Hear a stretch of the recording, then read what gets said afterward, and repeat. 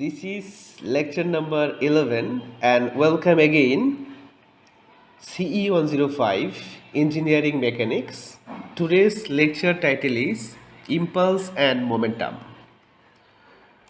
আজকের যে টপিকটা ইম্পালস অ্যান্ড মোমেন্টাম, এই টার্মটা তোমরা অধিকাংশ ক্ষেত্রে ইন্টারমিডিয়েটের ফিজিক্সে পড়ে এসেছো, অথবা যারা ডিপ্লোমা পড়ে এসেছো, কমপ্লিট করে এসেছো, তাদের এই টার্ম সম্পর্কে একটা কনসেপ্ট থাকার কথা। তারপরেও আমাদের ইঞ্জিনিয়ারিং মেকানিক্সে এই টার্মটা থাকার কারণে আমি আজকের লেকচারে একটু ভিন্ন আঙ্গিকে বলার চেষ্টা করব, পাশাপাশি প্রবলেম সলিউশন তো থাকবেই। তো প্রথমত আমরা একটু জেনে নিব যে মোমেন্টাম বলতে আসলে আমরা কি বুঝি। মোমেন্টামকে পি দ্বারা প্রকাশ করা হয়।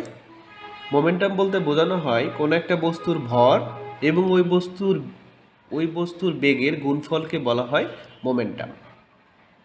কোনো বস্তুর ভর এবং তার বেগের গুণফলকে বলা হয় মোমেন্টাম, যেটাকে পি দ্বারা প্রকাশ করা হয়।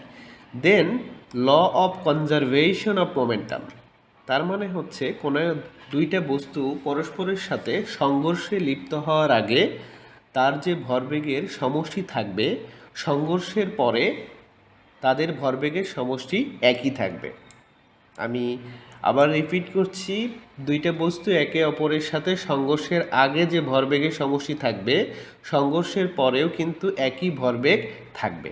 এখন ধরে নিই কোনো একটা বস্তুর ভর হচ্ছে m1, ওই বস্তুটার ইনিশিয়াল ভেলোসিটি হচ্ছে e1 এবং ফার্স্ট যে বডিটার কথা বলছি সেটার ফাইনাল ভেলোসিটি হচ্ছে v1।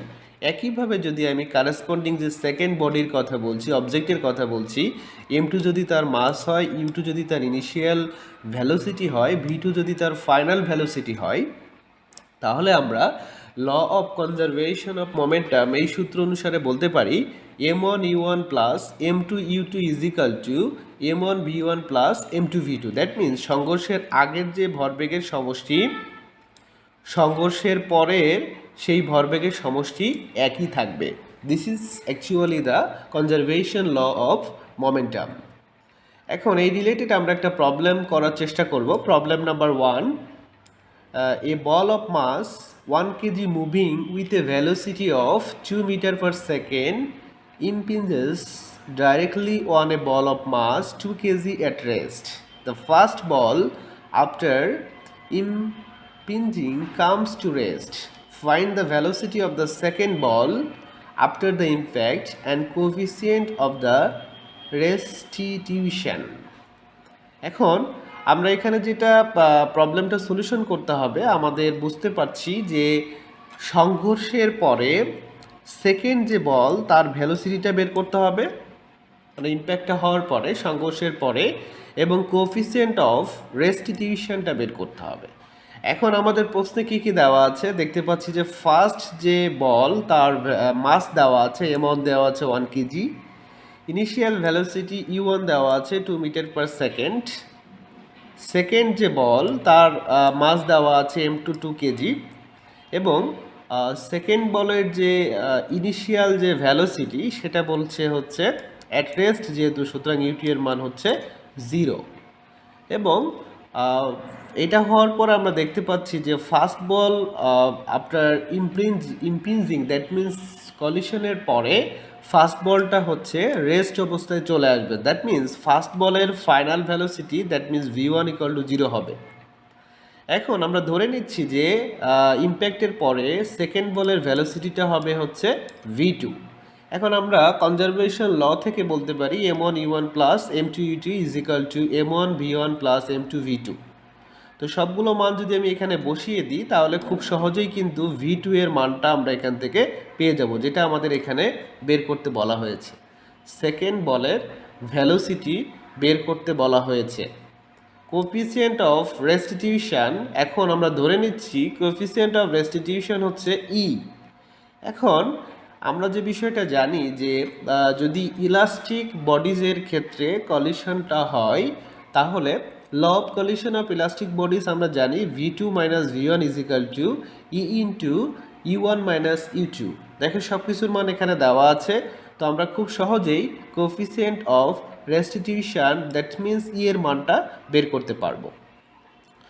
এখন আমরা আরেকটা বেসিক কনসেপ্টে যাব, that is angular momentum. Angular momentum that means it is the total motion processed by a rotating body and is expressed mathematically as momentum is equal to mass moment of inertia into angular velocity. That means আমরা এখান থেকে যেটা আমরা দেখতে পাচ্ছি যে angular momentum কে প্রকাশ করা হতে পারে I into omega. Angular momentum হচ্ছে কি momentum inertia into angular velocity, এই দুইটাকে যদি আমি গুণ করি তাহলে অ্যাঙ্গুলার মোমেন্টাম আমরা পেয়ে যাব। এখন আমরা যদি এই রিলেটেড একটা প্রবলেম করতে চাই, তবে এখানে একটা বিষয়, সেটা হচ্ছে আই ইজ ইকাল টু, আবার একটা সূত্র হচ্ছে I is equal to M R square. M হচ্ছে কোনো একটা অবজেক্টের মাস, আরটা হচ্ছে অবজেক্টটা যে অক্ষের সাপেক্ষে ঘুরবে অবজেক্টের সেন্টার থেকে ওই অক্ষ পর্যন্ত ডিস্টেন্স হচ্ছে আর। এমটা হচ্ছে কোনো একটা অবজেক্টের মাস, আরটা হচ্ছে অবজেক্ট এটা সে যদি এই অক্ষের সাপেক্ষে ঘুরে তাহলে এই অবজেক্টের সেন্টার থেকে এই অক্ষ পর্যন্ত যে ডিস্টেন্স সেটা হচ্ছে R. So I is equal to M R square, এটা জেনারেল সূত্র। আর ওমেগা মানে angular velocity, omega is equal to basically theta by T, theta by হচ্ছে টি। তার মানে একক সময়ে বস্তুটা কত ডিগ্রি কোণে ঘুরছে সেটাকে বলা হয় অ্যাঙ্গুলার ভেলোসিটি। এখন এই রিলেটেড যদি আমরা একটা প্রবলেম দেখার চেষ্টা করি তাহলে দেখলে বুঝতে পারবো যে circular wheel of mass, that means আমরা বুঝতে পারছি এখানে এম এর মানটা দেওয়া আছে of and radius 200 millimeter is rotating, that means radius মানে r এর মানটা দেওয়া আছে 200 মিলিমিটার, একে 1000 দিয়ে ভাগ করলে 0.2 মিটার পাবো, is rotating at 300 revolution per minute. RP মানে হচ্ছে আরপিএম হচ্ছে revolution per minute. That means ওমেগার মানটা এখানে দেওয়া আছে। সো আমাদের বের করতে হবে ফাইন্ড ইটস কাইনেটিক এনার্জি। এখন আমরা বেসিক্যালি সার্কুলার হুইলের জন্য, এটা তো জেনারেল সূত্র ছিল I is equal to M R square, কিন্তু বিভিন্ন অবজেক্টের ভিত্তিতে আয়ের ভ্যালুটা চেঞ্জ হয়। সো সার্কুলার হুইলের জন্য আমাদের সূত্রটা হচ্ছে half M R square, half মানে 0.5।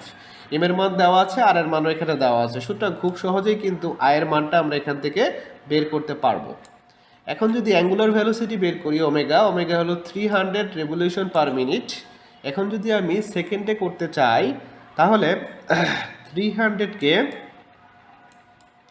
রেভলিউশন পার মিনিট মানে নিচে থাকবে মিনিট, তার মানে যদি 1 মিনিট মানে হচ্ছে কি 60 সেকেন্ড, 1 মিনিট মানে হচ্ছে হলো 60 সেকেন্ড, তাহলে 300 divided by 60, that means 5 revolution per second. তো এটাকে 5 রিভলিউশন পার সেকেন্ড, তো এখানে আমরা বুঝতে পারতেছি যে 1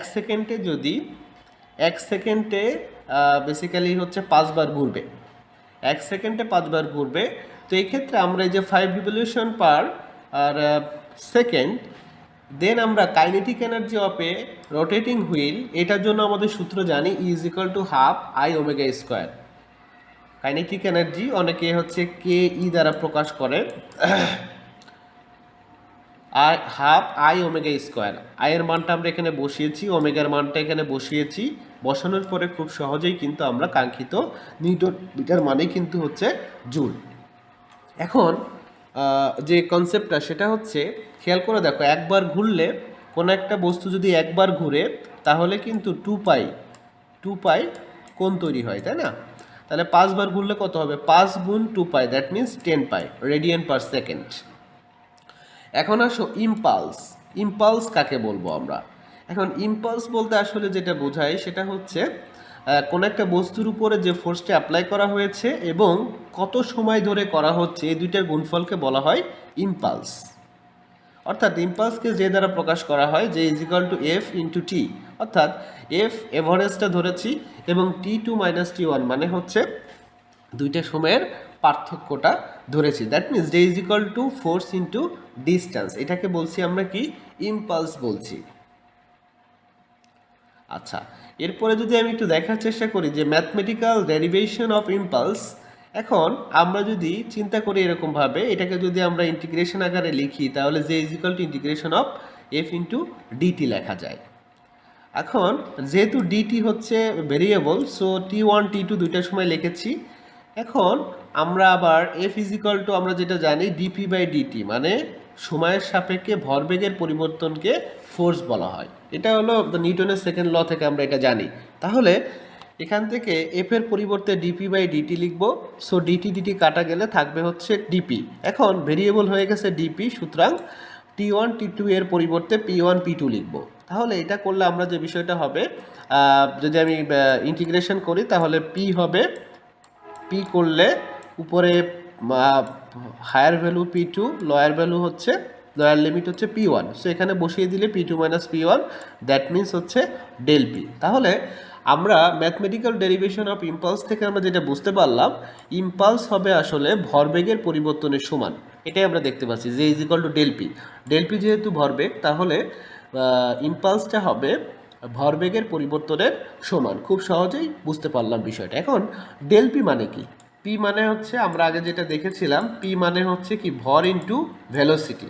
তাহলে এখানে আমি বলতে পারি যদি ভর যদি কনস্ট্যান্ট থাকে তাহলে শেষ বেগ যদি V2 হয়, আদি বেগ যদি V1 হয়, তাহলে mv2 মাইনাস mv1। খুব সহজেই কিন্তু এটা বলতে পারবো। সো অলরেডি এখানে যে টার্মগুলো বলা হয়েছে সে টার্মগুলো কিন্তু আমি তোমাদেরকে বলেছি। কারণ এই ছিল মোটামুটিভাবে আমাদের এই চ্যাপ্টারে। এখন তুমি যদি ইম্পালসের এককটা জানতে চাও, ইম্পালস মানে কি বলেছি দেখো, J is equal two F T. F এর একক কি? এফ এর একক হচ্ছে নিউটন মিটার, নিউটন মিটার, আর এটা হচ্ছে সেকেন্ড অথবা জুল সেকেন্ডও বলা যায়। তাহলে ইম্পালসের একক হচ্ছে জুল সেকেন্ডও বলা যায়। এখন যদি মাত্রা বলি, এম এর মাত্রা কি? এম এর মাত্রা হচ্ছে এফ এর মাত্রা হচ্ছে এম এল টি মাইনাস 2 এবং টি এর মাত্রা হচ্ছে টি। সো আলটিমেটলি যে বিষয়টা এখানে আসছে সেটা বলা যায় যে এম এল টি -1 মানে ইনভার্স 1 যেটাকে বলতে পারি, ঠিক আছে, যেটা এখানে তুমি দেখতে পাচ্ছ, হ্যাঁ, ডাইমেনশন, ঠিক আছে। তো এটাই আসলে আমি অলরেডি এগুলো বলেছি আর কি, নিউটন সেকেন্ড এগুলোর কথা বলেছি। তো এই ছিল এই চ্যাপ্টারের ছোট্ট একটা লেকচার, ইম্পালস অ্যান্ড মোমেন্টাম। আশা করছি তোমরা ধৈর্য সহকারে দেখলে এবং শুনলে এবং বাসায় প্র্যাকটিস করলে বুঝতে পারবে।